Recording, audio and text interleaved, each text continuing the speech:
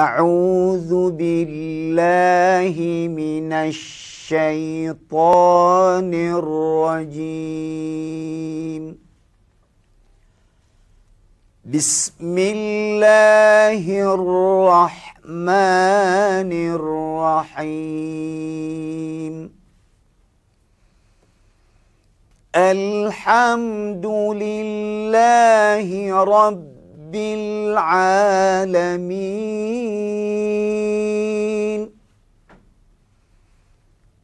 الرحمن الرحيم. مالك يوم الدين.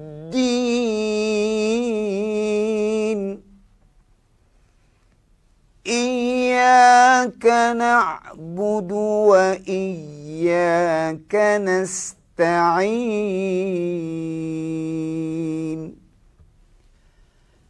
اهدنا الصراط المستقيم.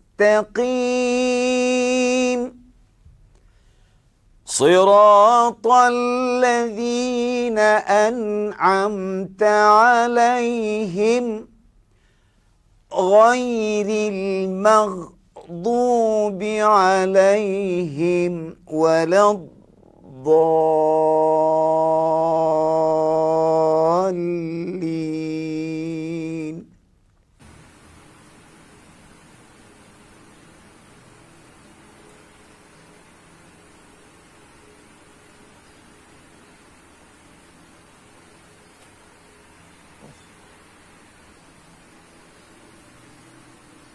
Alhamdulillah, Bismillahirrahmanirrahim. Alhamdulillah, telah selesai kita mendengarkan bacaan dari surah Al-Fatihah. Dan untuk kali ini sama-sama bersama-sama dengan Ustaz, sama-sama kita melihat ataupun mengkaji beberapa perkara-perkara penting yang berkaitan dengan bacaan surah Al-Fatihah ini. Perkara-perkara yang berkaitan dan berkaitan dengan hukum tajwid, bertepatan dengan objektif pembelajaran bagi pendidikan Islam tahun 1, yang mana kita akan cuba satu demi satu ayat ini kita baca dengan bacaan yang fasih dan juga bertajwid. Dan untuk kali ini Ustaz akan memberikan penerangan satu demi satu dalam surah Al-Fatihah ini yang berkaitan dengan bacaan bertasydid dan juga bacaan huruf mad. Kita pergi kepada ayat yang pertama, iaitulah pada ayat yang pertama itu ayatnya ialah Bismillahirrahmanirrahim. Perhatikan pada kalimah Allah, pada kalimah Allah di situ terdapat tanda sabdu ataupun tasydid. Makanya di sini perlu kita perhatikan berlakunya pemberatan kepada sebutan Allah itu, khususnya pada huruf lam, pada huruf lam.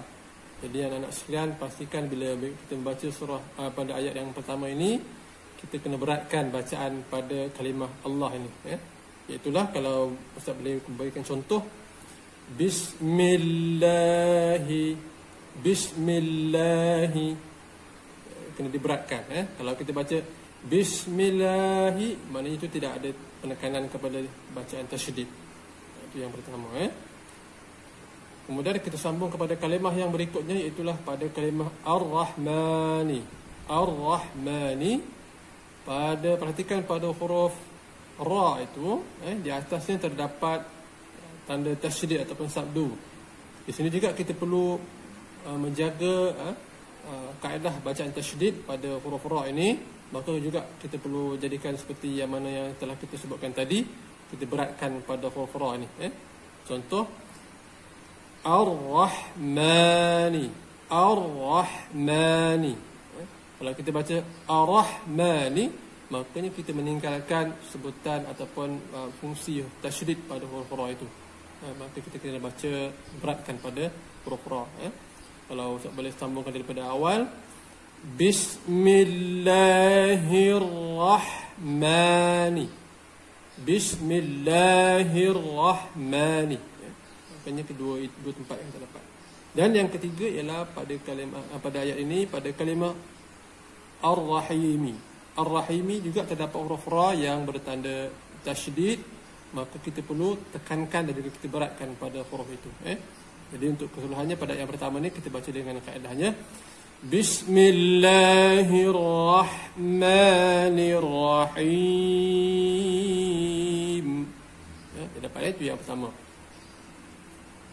Teruskan pada ayat yang kedua. Yang kedua ni kita ada dua tempat juga yang ada tanda tasydid, iaitu pada kalimah lillahi dan yang kedua pada kalimah rabbi. Jadi kedua-dua kalimah ni perlu kita jaga bacaan tasydidnya, dan juga kita kena perhatikan dapat kita sebut dengan betul. Contoh, Alhamdulillahi Rabbil Alamin. Lillahi, kita lambatkan sikit. Dan begitu juga dengan Rabbi, terberatkan, lambat dan beratkan. Alhamdulillahi Rabbil Alamin. Itu jadi ada berat pada kalimah lillahi dan juga Rabbi. Kita teruskan kepada ayat yang ketiga. Ar-Rahmanir-Rahim. Ayat ketiga ini seperti mana dalam terdapat juga pada ayat yang pertama, pada kalimah Ar-Rahman, Ra, dan juga pada kalimah Ar-Rahim, Ra juga yang kita perlu jaga dari segi hukum bacaan tasydid. Yang ketiga. Saya teruskan daripada ayat yang keempat, iaitulah Maliki Yaumiddin. Pada ayat yang keempat ini kita melihat kepada kalimah Ad-Din. Ad-Din terdapat pada huruf dal itu, di atasnya terdapat huruf yang bertanda tasydid. Maka situ kita kena pastikan bacaan tasydidnya kita jaga. Jangan kita lepas saja. Contohnya Maliki Yaumiddin. Itu kalau baca macam tu maknanya dia meninggalkan sebutan yang huruf dal yang bertanda tasydid. Maka kita kena beratkan. Maliki Yaumiddin. Itu yang keempat.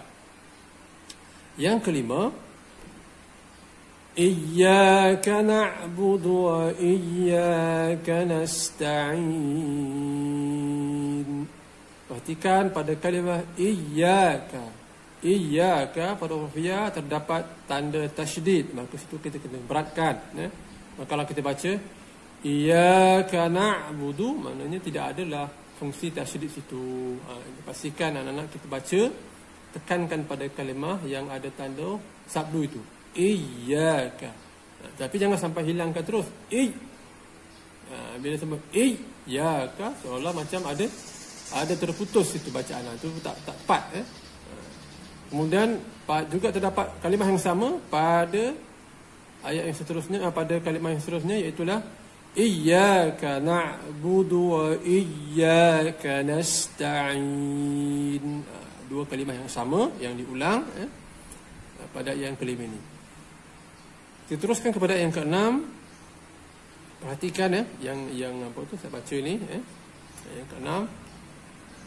Ihdinas siratal mustaqim. Perhatikan pada kalimah as-sirata. As-sirata pada huruf sad terdapat tanda tasydid. Situ kita kena beratkan. Kita beratkan, lambatkan sebutan kita pada huruf sad itu. Maka kita kena baca Ihdinas siratal mustaqim. Jadi sad itu kita beratkan. Itu untuk ayat yang ke-6.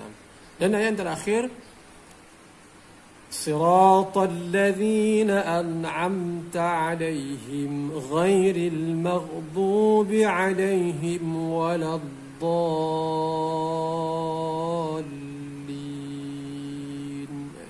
Ayat yang ke-7 ini yang terakhir, itu ayat yang panjang sedikit. Walau bagaimanapun kita hanya perhatikan kepada kalimah yang terakhir itu, iaitu pada kalimah ad-dallin. Situ terdapat dua tempat yang ditandakan dengan, maaf saya, sebelum itu ada sikit lagi pada ayat sebelum itu, iaitu kalimah siratal ladzina. Al-ladzina juga terdapat tanda sabdu, maka itu kita jaga. Dan yang akhirnya pada kalimah ad-dallin, situ terdapat dua tempat yang bertanda sabdu, iaitu pada kalimah pada huruf dad dan juga pada huruf lam. Jadi situ kita kena pastikan kita jaga kaedah nak menyebut huruf yang bertanda tasydid ni. Contohnya, kita ulang sekali lagi. Siratal ladzina an'amta 'alaihim ghairil maghdubi 'alaihim waladdallin.